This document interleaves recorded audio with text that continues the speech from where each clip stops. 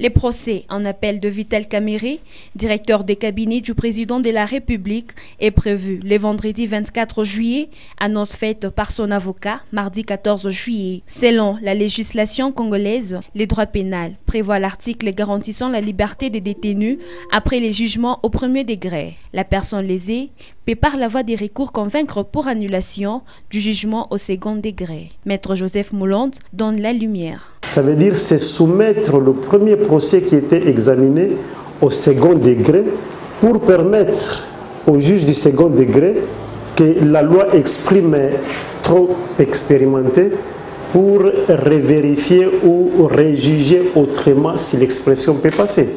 Alors c'est cela, les droits de former appel, ou soit vous interjetez appel, ou si c'était par défaut, vous formez opposition. Qu'est-ce qui arrive au niveau d'appel? Lorsqu'un prévenu interjette son appel, le procès recommence à zéro, on vérifie ce qui a été fait par le premier juge et au regard aussi de sa vision, son point de vue et sa conviction de celui qui a interjeté appel. Et au niveau d'appel, il y a deux situations qui peuvent se produire.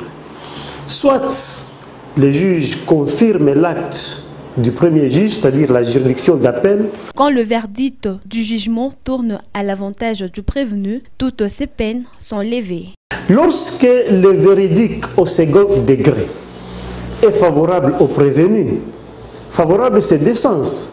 Soit on a diminué la peine, là c'est toujours favorable. Tout comme on s'est dit, le prévenu est innocent. Tout ce que le premier juge a dit est annulé.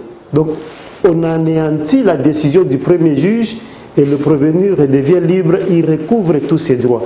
En rappel, Vital Kamerhe avait été coupé de 20 ans de prison le 20 juin dernier pour le grief de détournement des deniers publics, près de 50 millions de dollars américains.